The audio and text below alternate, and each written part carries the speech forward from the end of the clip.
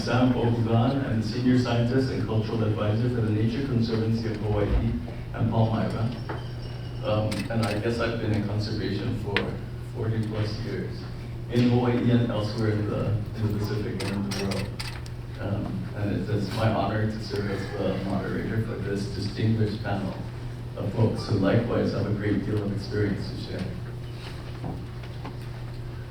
So let's start. Oh, I've got my glasses. Let's start with introductions. So if each of you from left to right will take a moment to tell us who you are and your involvement in climate change action or cultural preservation. Good afternoon. Got to press until the green. Good afternoon. My name is Wayne Tanaka. I'm the Sierra Club of Hawaii. And we are an environmental advocacy and environmental advocacy organization, the local chapter of the National Sierra Club. Prior to that, I was with the Office of Foreign Affairs, working with Lori and some of the other good folks in this room on policy issues relating to the conditions of native Hawaiians, which includes cultural preservation and environmental integrity, as well as pretty much any social issue that we can have to do with it. Thank you. Hafide, good afternoon, aloha everyone. My name is Patrick Lujan, the Guam State Historic Preservation Officer. I heavily encourage checking out FestPac. Guam hosted it 8 years ago, and it was a week or 2 weeks of island party, nothing but good vibes. You usually have to go to these islands to experience that type of culture and art and festivities, and it's a wonderful thing that 20 nations, Pacific Island nations, come together. Unfortunately, COVID happened, so it was pushed back another 4 years. But he said it's not going to come around our islands for another 40 years. It's going to go off and rotate every 4 years. So it's such a wonderful experience. And are we done yet? Can we go to the first pack? Hello, Mike Kako. I'm Stanton Enomoto. I'm the Senior Program Director with the U.S. Department of Interior's Office of Native Hawaiian Relations. So welcome to all of you who have come here from afar. And yes, echo the sentiment, please go to FestPac. But by way of background, I've been with the Office of Native Hawaiian Relations within Interior for about 5 years, but prior to that, I worked with the National Park Service on climate change and cultural resource adaptation issues. So I've kind of been in the space for a number of years. Prior to that, I worked with the state of Hawaii with the Office of Hawaiian Affairs, and then did a lot of work with the environmental restoration and cleanup of Ko'olave Island. So for the DoD folks in the room, yeah, I go back a long ways, but it's good to be here. You're good. Hello, Kako. My name is Lori Walker. I am from KHAW, Hawaii. That's my home. That's where I was born and raised. And that informs a lot of how I've gotten to this position and to this specific seat. I am the Integrated Assets Manager at the Office of Hawaiian Affairs. Not a super talented title, but what I do and what my team does is we oversee the management of all of our property assets. So that actually is both our commercial property assets as well as our legacy land assets. Thanks, Wayne, for explaining what the Office of Hawaiian Affairs does.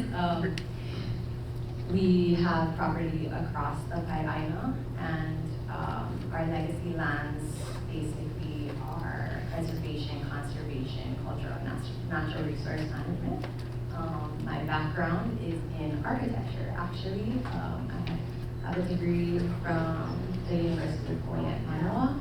I took it concurrently with Hawaiian language, so I integrated both of those disciplines to understand my kuleana here in Hawaii. So we'll see how that weaves into this conversation today. Mahalo for having me.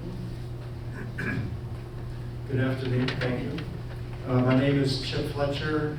I'm the interim dean of the School of Ocean and Earth Science and Technology at University of Hawaii at Manoa. I have a research team that focuses on climate resilient development, which is to model the impacts of climate change and then do a risk and vulnerability analysis of these modeled impacts with underserved communities with the goal of coming up with descriptions of shovel-ready projects to help these communities adapt with a focus on lower and middle income communities, underserved communities, because they are the first to experience climate change impacts and typically experience them in the most severe manner.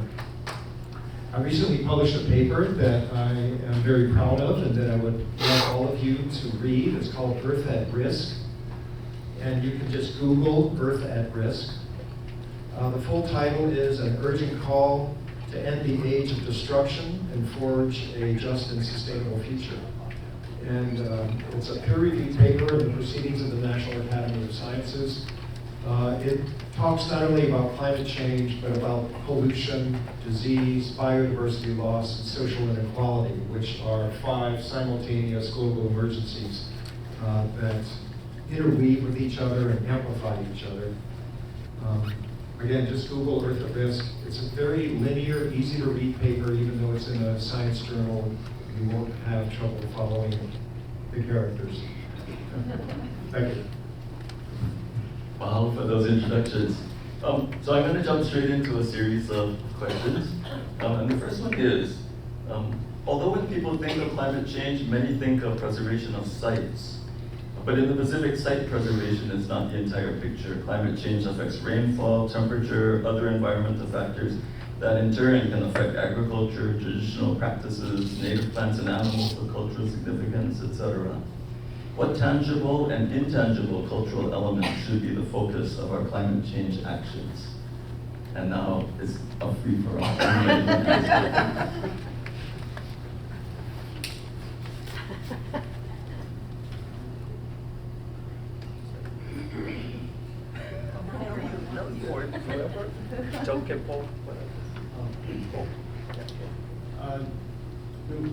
Yesterday I was in a presentation on research I'm doing in study on red and kind of organizational responses that happened. And this word came up that was really interesting. I haven't heard of it, but apparently it's been in academic lexicon for a while. It's called epistemicide, or the destruction of ways of knowing and the replacement of those things with Western ideas and concepts or not. That correlation when there are no Western English words to describe things like our relationships and environment. Do I know? I thought epistemicide was an interesting word because it, in many ways, for me, it kind of started to define the disease that was destroying our planet. Where we've been losing this understanding of how deeply interconnected we all are to each other and to Aino. And replace that with this idea of environment as outside of us, as this external thing that where we can affect it and do things to it, and it's separate from humanity. And when I think about our planet that's dying, I feel like we need to start recognizing what's happened and what we've lost, and how important it is that we protect and restore those concepts, because in my mind, that may be our best chance and maybe our last chance to get off the worst of what Dr. Fletcher and his team wrote about in that incredible paper, which I also recommend that you I highly recommend that you read. For Guam, definitely the freshwater lens, the aquifer, the impact of that, the destruction of it, it drowning itself, leading to possible rising of brackish water underneath, saipans going through that. That's been a big issue. That impacts just the livability of a location, right? And in turn affects the cultural heritage. Also on the upper plateau of Guam is the traditional medicines that will be affected by climate change as well. It's getting to be far and few for the access of it, where we have to ask permission for the military to go on their quote unquote their property to access. By the way, thank you Department of Defense for hosting this conference. I forgot to say that, and the lovely ladies who put this together. I know it's a lot of hard work, so thanks once again. It's been great so far. But yes, traditional medicines are getting scarce on Guam. Less and less people are practicing it, though it's still very effective. And the locals, after the Western medicine doesn't work, that's when they go back to the traditional medicines. They should go to the traditional medicines first, right? But I should speak for myself. But definitely that's all integrated into the impact of climate change, right? And we have to think about that not only on the shorelines and what's happening along the coast, but also those similar to Hawaii with the aquifers that will be affected by such. Thank you. I guess I'm kind of turning it around in my head. The last part of the question that Sam asked about the tangible and the intangible aspects and the connections between culture and climate change. So I guess on the tangible side, the physical side, these are all the things that we can see, and when we think about places that are culturally significant to us as individuals, or perhaps they're on the National Historic Register or Register of Historic Places, that kind of thing. That's easy, relatively easy for us to wrap our minds around. We understand the processes of how a particular site or building or object, what have you, was designated of importance and placed on the register.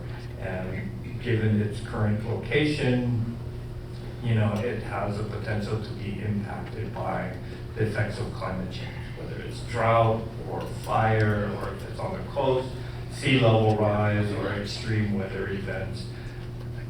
Those are things, they're big challenges, but they're easy enough for us, I think, to kind of get our heads around. The intangible part, I think, is part of the conversation that people don't have all the time.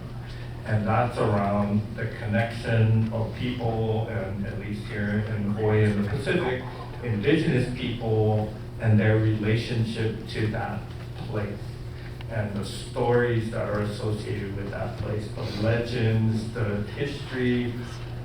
Those are all things that are maybe written or spoken, but they're the intangible aspects.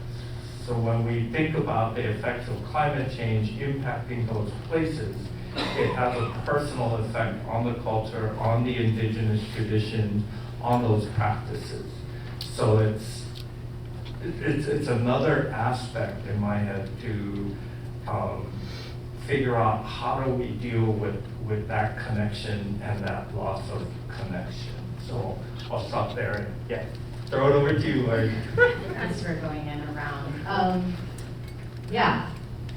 not a scientist. We've been saying this for years. And the work that we do is very operational. It's facilitating on-the-ground management, facilitating opportunities for communities to reconnect with the island that our land holdings are located in. I think from my specific experience and our work that we do, and to speak to Stanton's point, relationships are, I think, taken really for granted, overlooked, and that word is so loaded. It's the relationship that humans have to land. It's the relationship that humans have to upload, the things that we don't see. It's the relationship that humans have to each other. it's also the relationships that humans have with themselves. I think that we, in this conversation about climate change, have often looked to indigenous people for the solution, even though they're disproportionately the ones experiencing the most disadvantage. It's not necessarily climate change that indigenous people have had to adapt to. Climate change is the outcome of the things that have occurred leading up to it, that indigenous people are also being taxed or burdened to resolve, in addition to less access to their lands, less access to healthy ways of living, education, familial support. And I think the point I'm trying to get at is we other indigenous people by doing that, like, okay, indigenous person, indigenous group, what's the answer here to this problem that we created for you? Which is re-traumatizing, I think, to have this conversation and depend on indigenous people to resolve, but also understanding who we are. If we're not indigenous to this place, what does indigeneity mean to each of us individually? What is your genealogy? Where are you indigenous to, and what are the traditions of those places? So we don't just look at the indigenous people practicing today, existing today. What were your ancestors doing in their indigenous space when it came down to where's the resource? Some of us were warring, but we're still warring as non-indigenous people. But yeah, I think that relationship that individual relationship to self gets really overlooked and taken for granted, and that can solve a lot of things. I always think people first, solve internally, and then start building outwards, because if there's problems here, if there's pilikia here, how do you, in a healthy way, start externalizing solutions? It's not scientific, but I bet you could be backed up by science. Thank you, those are great comments that I'd like to build on. From a global point of view, we're all indigenous to this planet, not just having come from indigenous places, but right now, this is our one and only planet. And we're all suffering from 6 centuries of imperialism. Imperialism is where one community exerts its will on another community. And the forms of imperialism include slavery, colonialism, indigenous erasure, and it has led to a concept of privilege. It has led to a global economic model which is based on wealth accumulation, profit. And we need to develop a new cultural narrative. So I'm taking culture from a global point of view here. A cultural narrative that walks away from wealth, privilege, and profit, and invites in sustainability as the core element of our economic model. And sustainability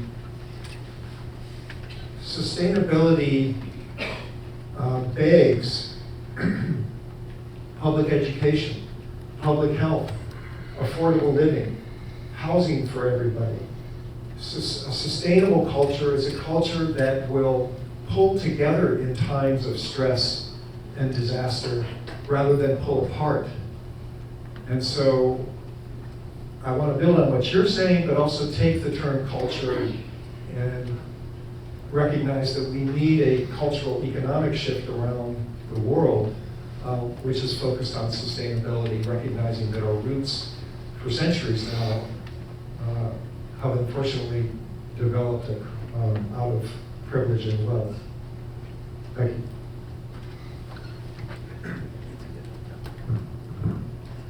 That was a lot to to sink our teeth into, and a really broad array of answers to one question, which is why I wrote this panel. So, getting to the practical side of this, the exercise that was done just before lunch took case studies of particular sites and talked about what might be done. Is this working? Yes. Okay, what might be done in each of those places. But I want to take the scenario in which we have an indigenous site or practice that appears to be unsavable. So, how do you recommend approaching that?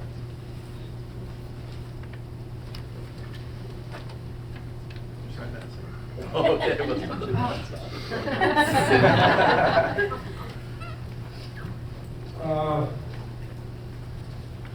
Well, I just engaged in a conversation with one of my favorite people, and she asked me, do we need to retain traditional relationships with place?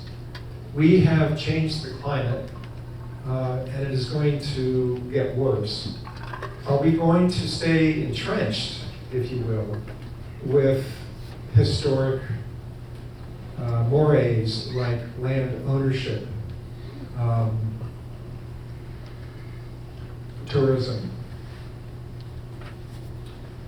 international trade, historic forms of transportation?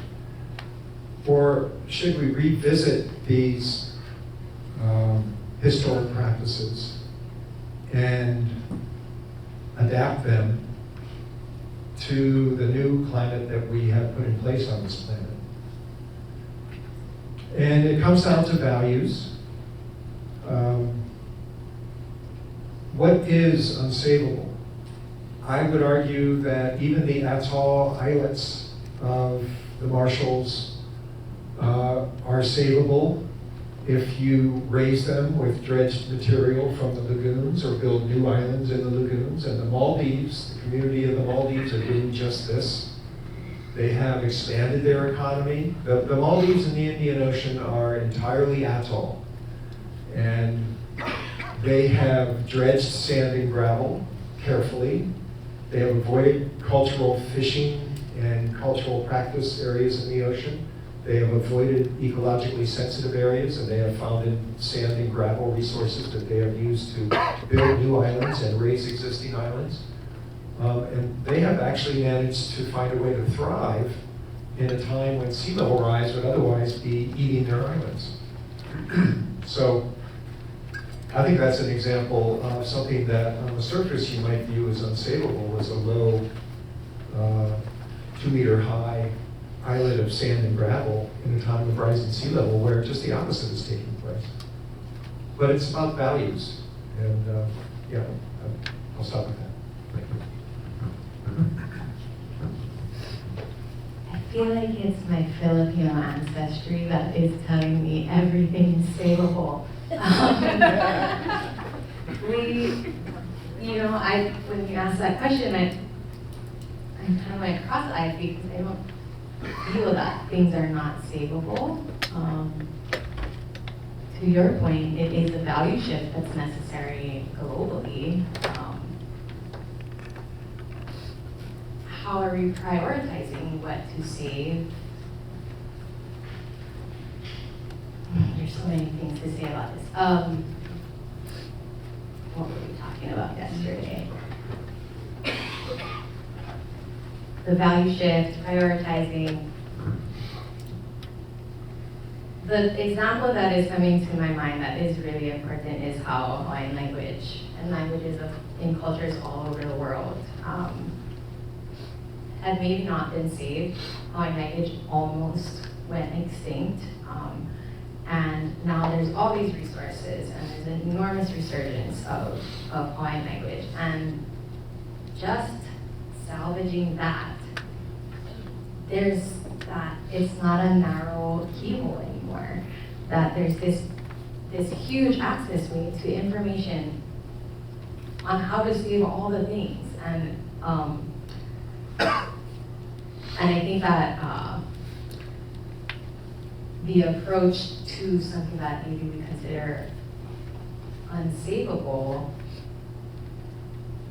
it's just not how I've experienced any of our efforts. It's never been desolate, and maybe we're privileged in our age now, because our kumu and our kupuna had come before us and like fought the hard fight, and we got KHAW back, and so now we're maybe on the upswing.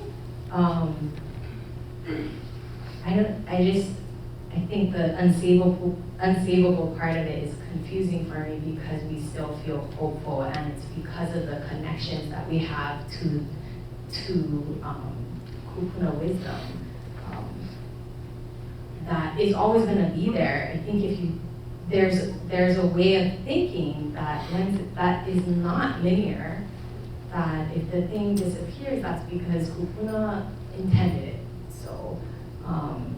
And so maybe that's the way we approach things that we deem unsavable, is that we aloha those things and we learn from those things and save them in an intangible way where they're memorialized in our language and in our song and in our practices. Maybe this ahu is not here anymore, but we still pray and we still honor it.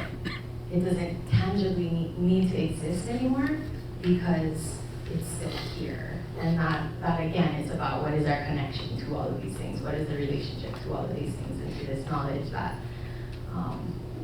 if the knowledge goes away, then yeah, I think that's where we're defeated. But as long as we're connected, even to the memory of it, it's not unsavable.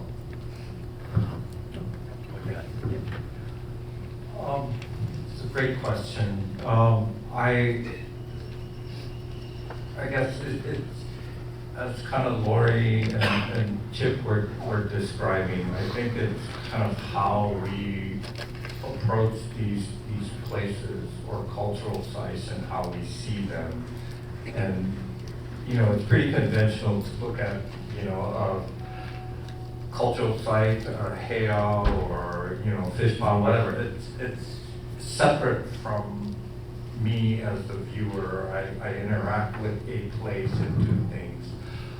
But another way that helps me in the work that I do wrap my head around climate change impacts is to see a particular place or a site, doesn't matter where it is, what it is, as a relative, to try to humanize that place, that structure, that object, and think about it as a relative who may be in the hospital suffering from cancer or some particular disease. And by humanizing it and developing that relationship, I can wrap my head around the notion that my relative is going to die at some point.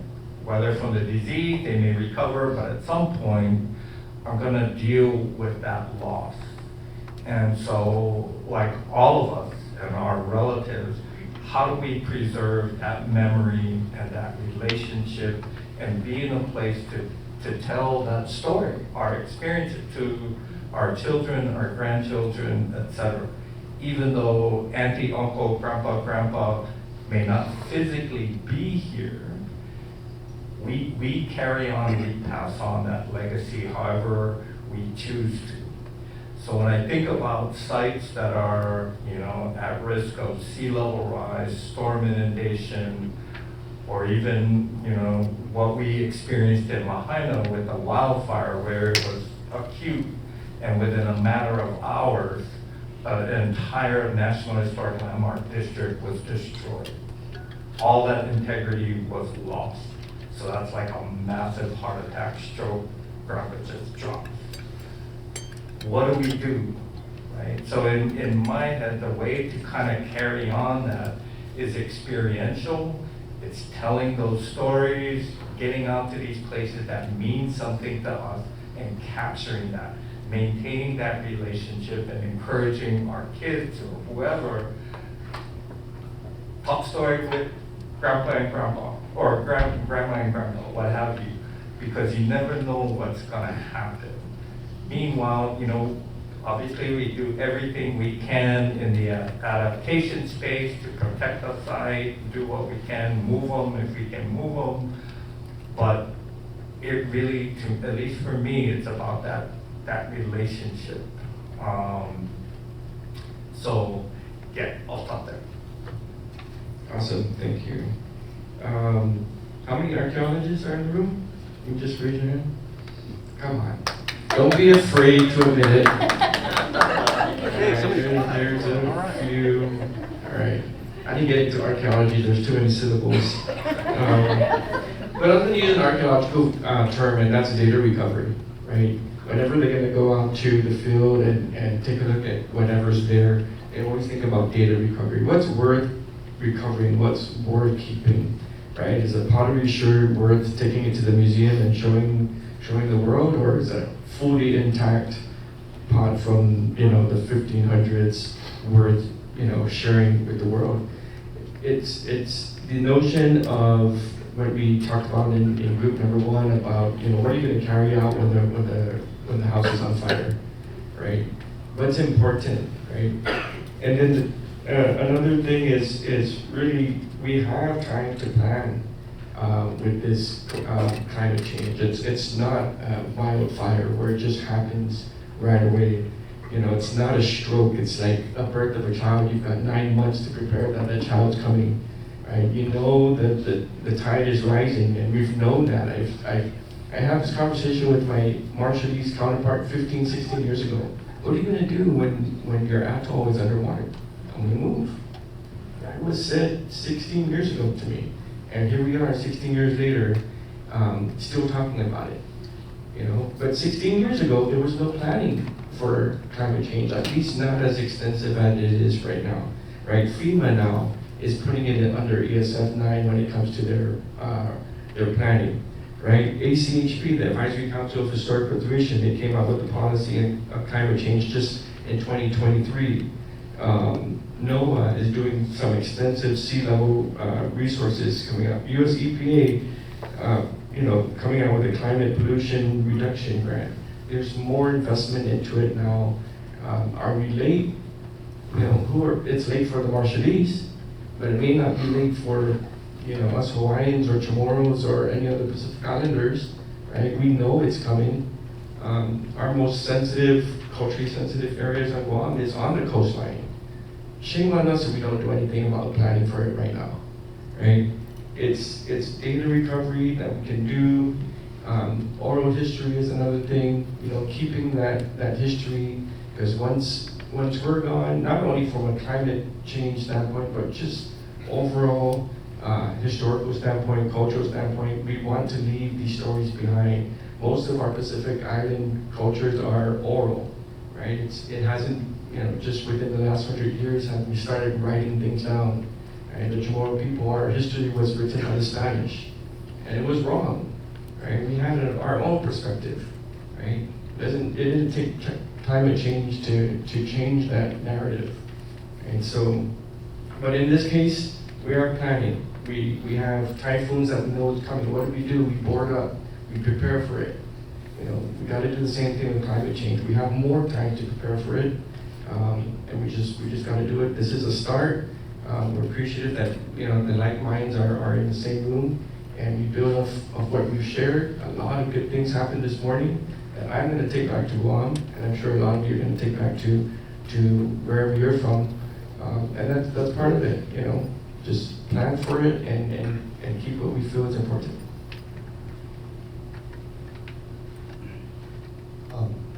So I'm not Hawaiian, but I can appreciate the fact that, as Stanton has described, there's a way of understanding our connection to the environment, to Aina, that is literally like, Professor Sproat talks about the Kumulipo, which is the Hawaiian Junior Creation Chant, where it literally connects people, Kanaka, with all living things. And so when you talk about the loss of a practice that's tied inextricably to Aina, that means that Aina is gone. That means that your family member is gone. And so from that perspective, it's the relatives of that family member that have the kuleana to determine what the response is. Personally, if I were to think about someone poisoning my grandma, or an oil company poisoning my kids,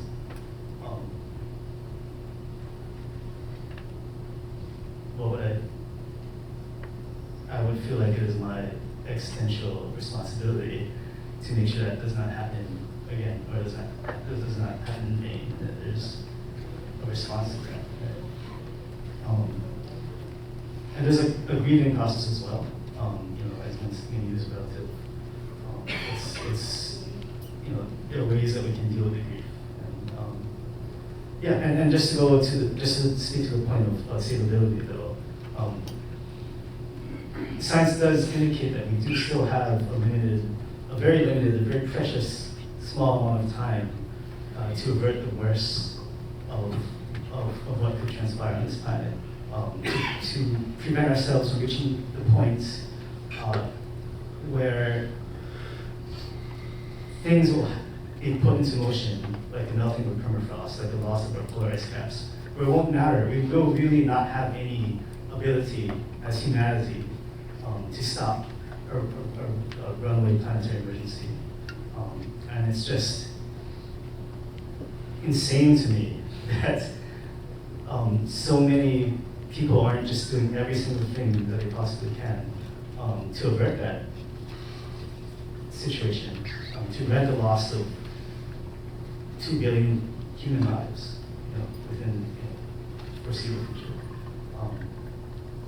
And I'm getting a little bit off topic, but my hope here is that we can all kind of think about ways to make this real, to have the broader community, right? Everyone here, I think, has an understanding of what we're dealing and facing with. I think our challenge and our mission is to reach out to the broader population and normalize the kinds of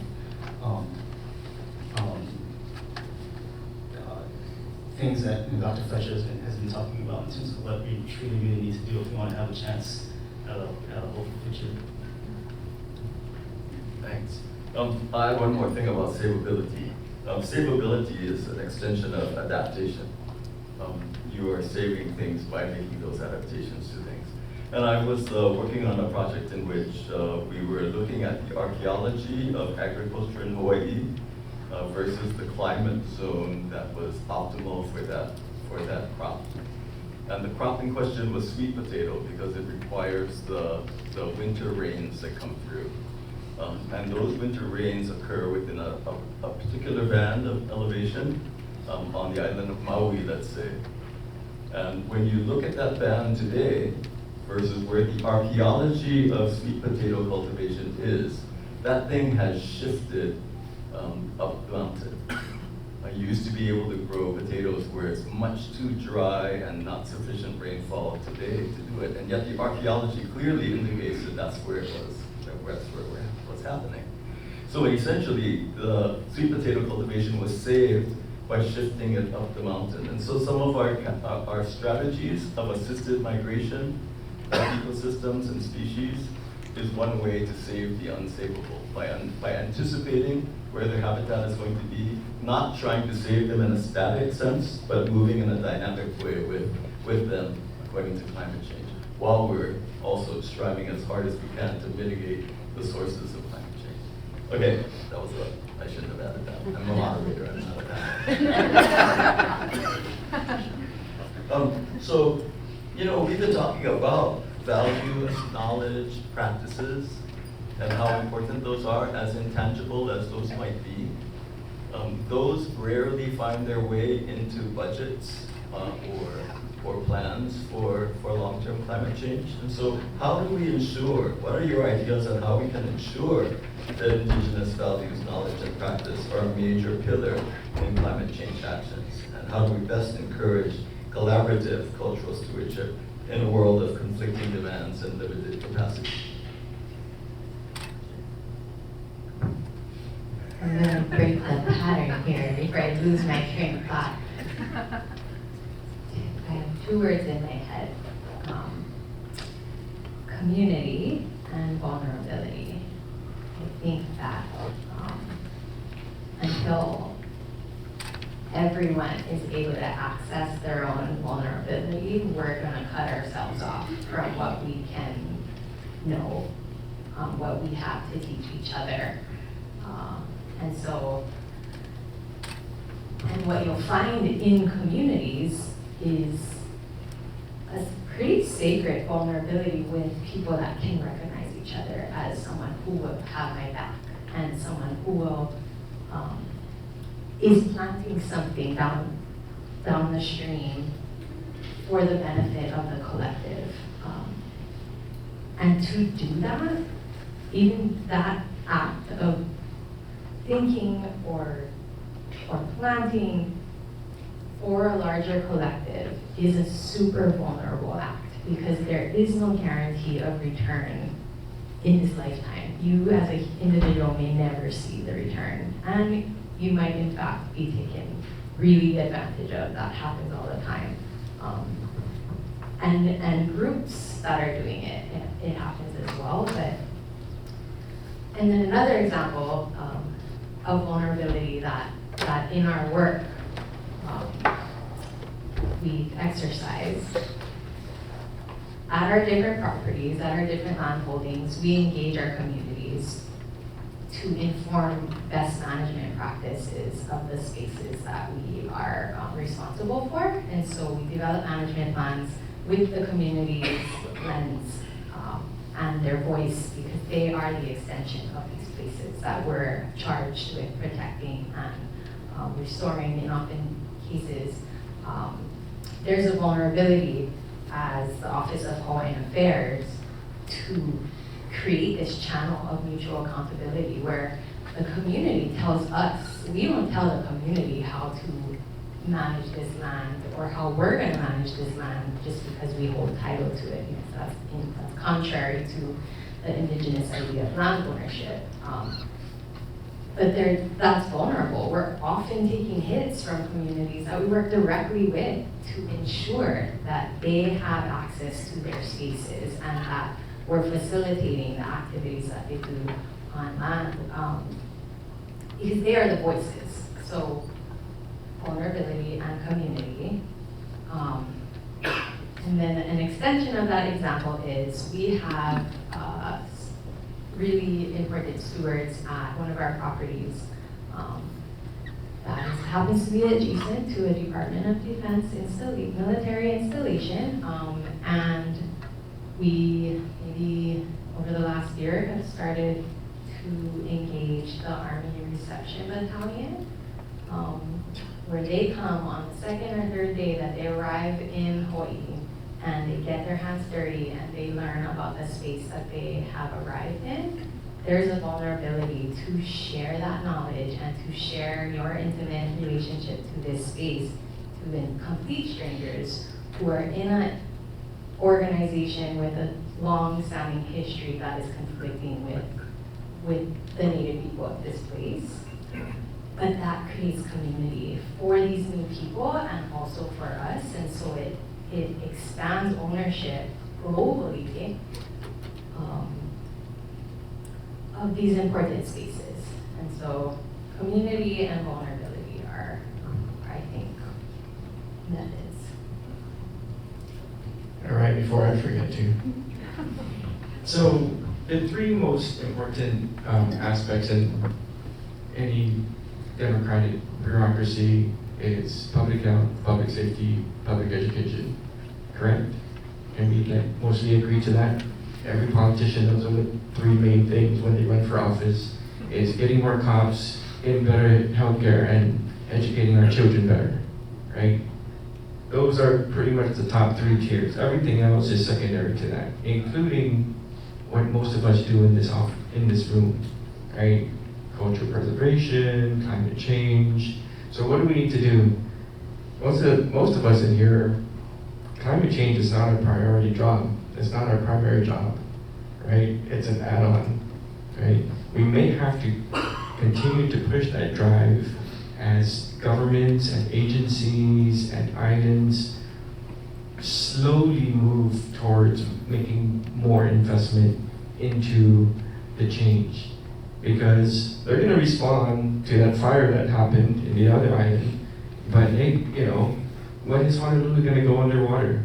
50 years? We'll wait until 40 years from now before we do anything about it.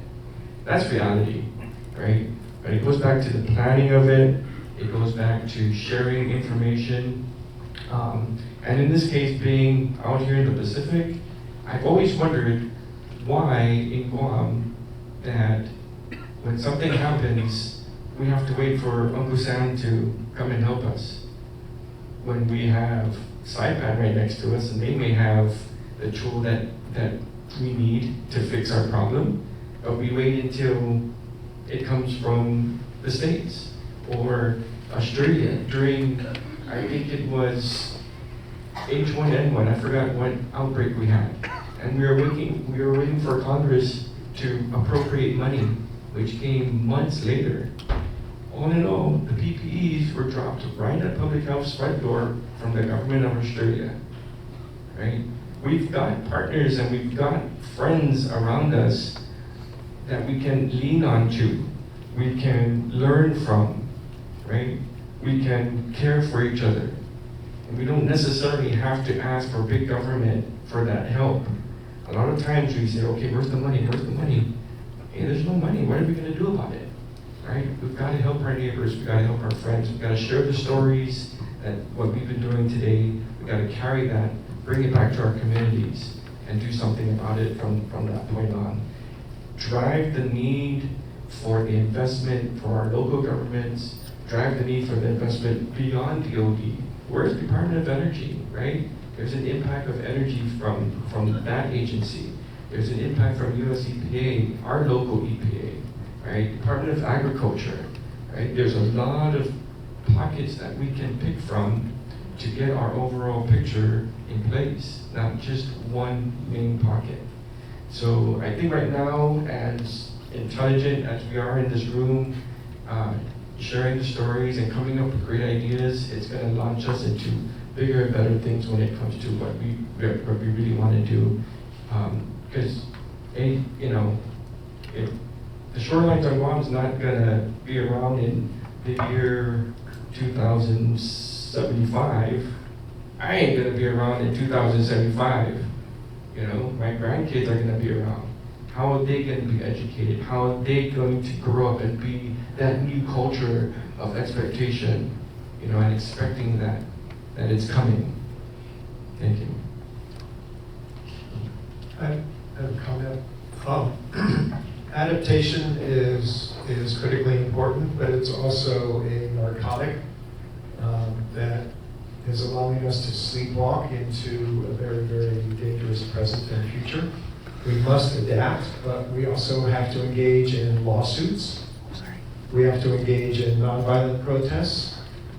We can't just heal our personal ecological grief by finding action and optimism through adaptation steps. We have to be pretty pissed off about this, and we shouldn't bury that emotion because it's being foisted on us by an oil and gas industry that is out there flat out lying and corrupting our politicians in Washington, not just some distant republic someplace, but in Washington. There are peer-reviewed papers that say the more oil and gas money that you take in your campaign, the more members of Congress vote against environmental measures. It's flat out corruption. And so, you know, we shouldn't stand for it anymore because adaptation's important, but it's a bit of a narcotic, and we need to be careful about that.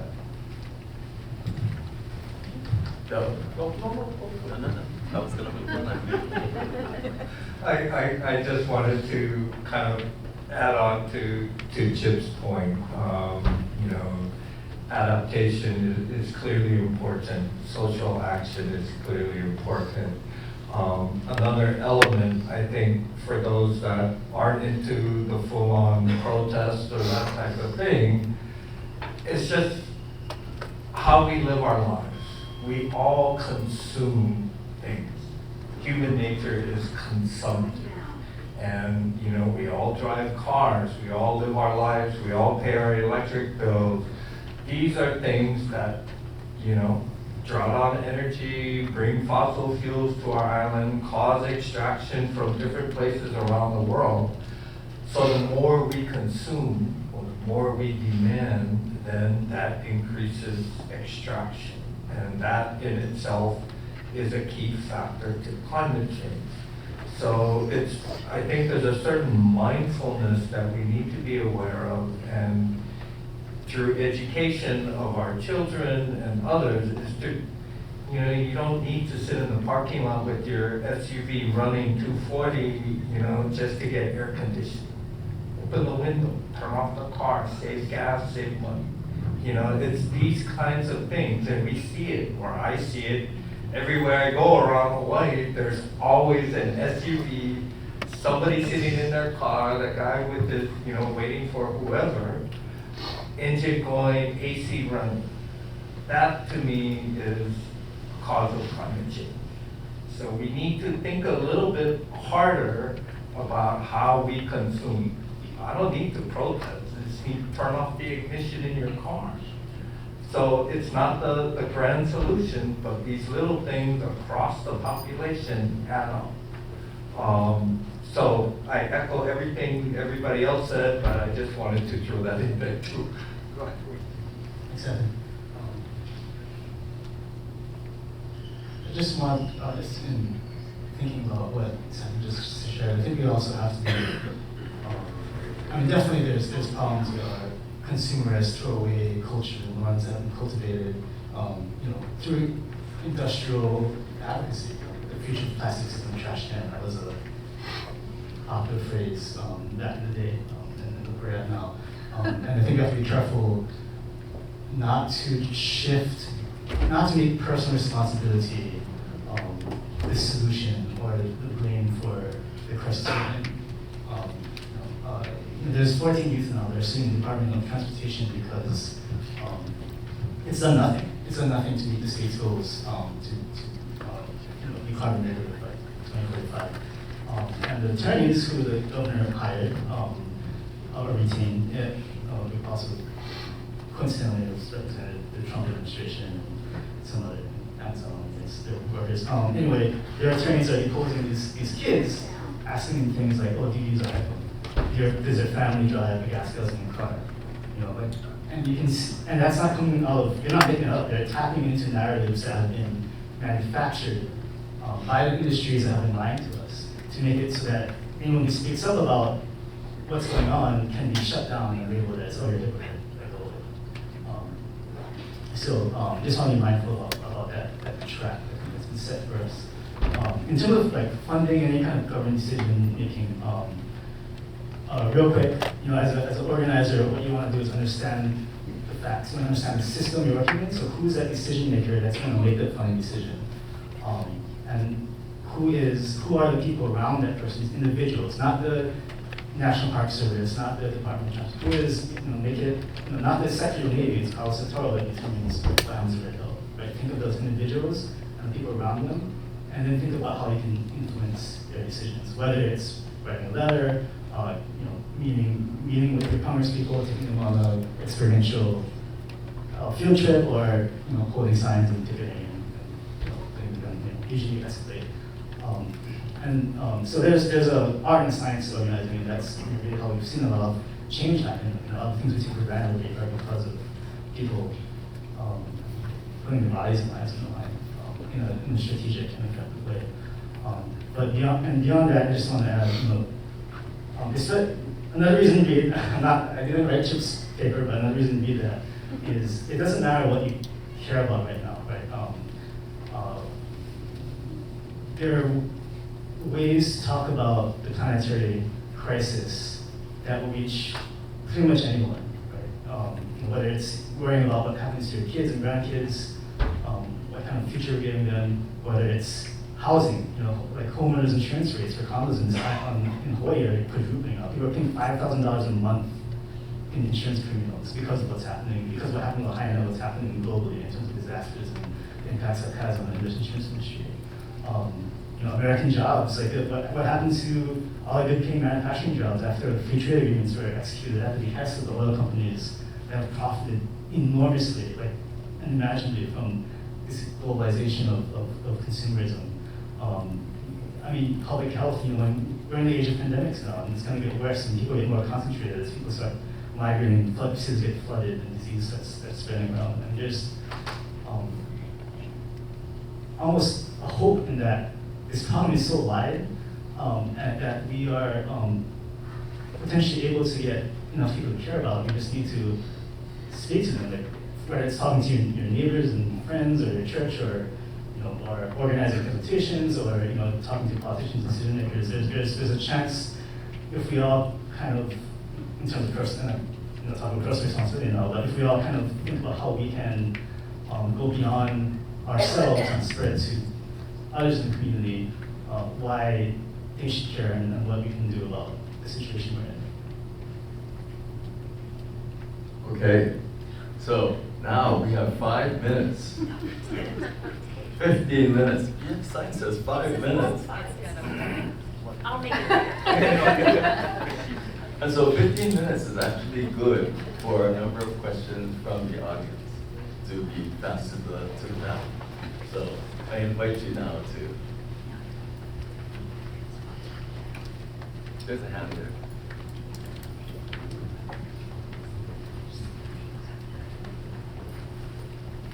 Good afternoon. The question is simple because it's seemingly that we're all assuming we understand what each of us means when we say community. So the question I have to each of you or anyone is, how do you define community?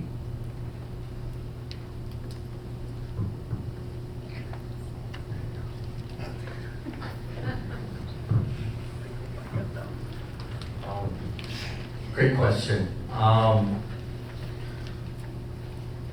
guess when I think of that word community,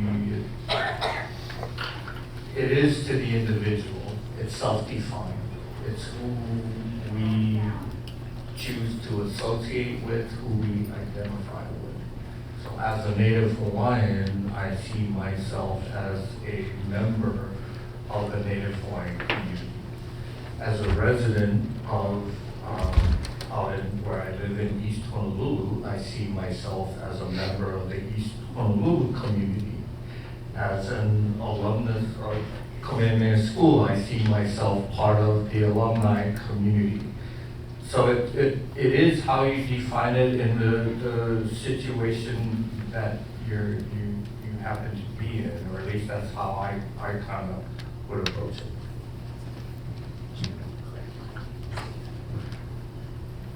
Mahalo for that. I would say, maybe from your respective institutions, how do they define community? Actually, the answer is still the same.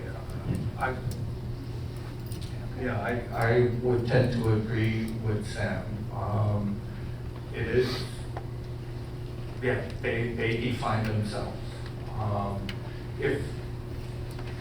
If your question is leaning more towards Native communities, Native American communities, American Indians, Native Hawaiians, Pacific Islanders, and their relationship to the United States or whatever government entity they're interacting with, there are those policies and laws that define the nature of that relationship. So for example, Native Hawaiian community has a very defined relationship with the United States. That's a little bit different than federally recognized Indian tribe. So again, at least in the work that I do, when I talk about community, Native Hawaiian community, it's about the political and trust relationship that Native Hawaiians have with the United States. Yeah, go. Similar, the Office of Hawaiian Affairs would define the Native Hawaiian community similarly. not sure how important it is to define this term specifically, because I think that that's antithetical to the point I was trying to make about being vulnerable, and defining communities really separates community as a concept. Intentionally, community is about building relationship, whether you're Native Hawaiian or whether you're not Native Hawaiian, you live next door to me, geographically you're part of my community. And that also is a definition, the geography that you exist in. But I think what is more important about community is that it breaks down those definitions and those lines to ensure that the exchange of knowledge, the exchange of aloha, the exchange of anything, good or bad, hopefully more good, is the point. I don't know that OHA would define community that way, but that's my understanding and what my intention was behind ensuring that cultural knowledge and resources remain the pillar, especially in each space that we belong to. I'll try, Jasmine. I think community is, by definition, is involvement, right? So if I move to East Honolulu, on day one, I can be a part of the community by getting involved. Or I can move to East Honolulu and stay in my house for 20 years and not be part of the community. So I think involvement is the biggest key to that term, and no matter whether you're, at the Chaminade Alumni Association or, the Rainbow Warrior class of 1969, you have to be involved in those organizations to be part of the community. That was a really good point. I wanted to point out that there's a concept in Hawaii on the definition of aina, of land, and aina is viewed as a concentric thing. You can start from your back door or front door, and then that community of people that you live within, your apupua'a that you occupy, the moku within which that apupua'a exists, the moku puni, the island within that which that moku exists, the pae'aina, the full archipelago, and then the broadest oceanic community that is gathering just a couple of blocks away, that we all feel this identity with, just being island people. So community goes from your back door to the broadest global community that Chip was talking about earlier. So when we're talking about community, and especially if we're dealing with global issues, we need to deal with that concentric set of communities all the way out and pay attention to what is important in communicating and changing the behaviors of those communities.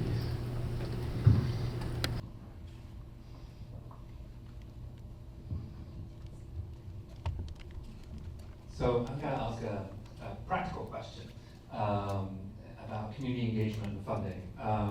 To give you just a little bit of context, for my experience in post-disaster and post-conflict rebuilding and doing housing and architecture, we found that the easiest way, getting government funding is a little bit like getting money from a rock, but lava rock is porous, so you have to find the best rock. And we actually found the National Endowment for the Arts as the easiest mechanism to get funding directly to communities in order to support sustainability and growth. Even though, and I feel guilty, you could potentially be taking money off poets and painters, but literally the NEA is one. Now, that was only because that was the easiest route to get money out of the rock. How, and for any of you, what are the rocks you found that have helped communities find the funding they need, the seed funding they need to help amplify their needs?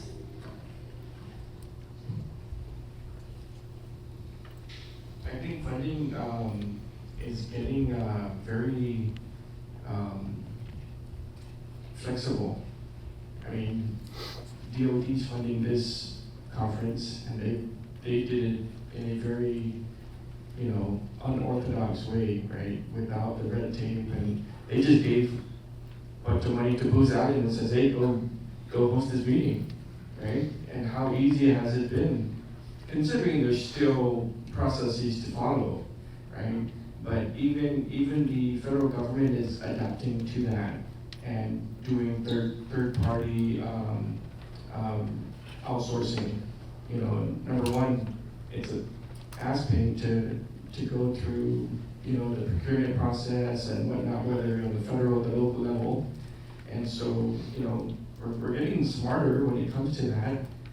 We understand that procurement in any jurisdiction is one of the biggest headaches in getting anything done. And as they change the laws to prohibit that, I think that's what the near future is going to continue to evolve into. I'll just add to that real quick. I didn't know about endgame. That's awesome. Anyway, on a bigger scale, I guess I would just say it's going to take a certain amount of vision and leadership on the part of our members in Congress. And as an example, the bipartisan infrastructure law as well as the Inflation Reduction Act pumped hundreds of millions of dollars across the country for climate change related activities. My office is a beneficiary of the Inflation Reduction Act, in which we were provided a relatively small amount of funding, but locally it's pretty big, for climate resilience work for the Native Hawaiian community. We're in the process, of awarding out about $20 million in grants to Native Hawaiian organizations for climate resilience related work. Were it not for an Inflation Reduction Act, we wouldn't have gotten a penny. So I think for standing large departments like DOD or DOT that have access to funds to support community work, maybe it's a matter of alignment of their funding programs to support direct community or be more perhaps responsive to community needs. But I certainly don't want to tell my DOD colleagues in the room what to do. You guys do what you gotta do. But in the absence of that, it does take, I think, special effort by Congress and the President to sign into all those funding programs. So, yeah. So we're coming down to the last few minutes of the thing. So I wanted to glibly wrap it up by saying, don't fall into any traps and don't get addicted. Because we were talking about traps and addiction a little bit earlier, and also to raid the NEA. But I was going to say that where community is concerned, a lot of times it's not so much the funding, because communities will do things that they think is right for their place. But it's more a matter of facilitation and not getting in their way and making sure that the road is clear for what their goals are. And so the discussion we had about the exemptions to section 106 earlier this morning, that stands to benefit community work greatly, and it's not necessarily a funding issue. It's a matter of facilitating the paths for communities to take a greater role in the protection and adaptation to climate change in their places. So with that, I want to thank the panel for being here and adding much thought and material to the grist to the mill, and for all of you for having patience to sit and listen to it all.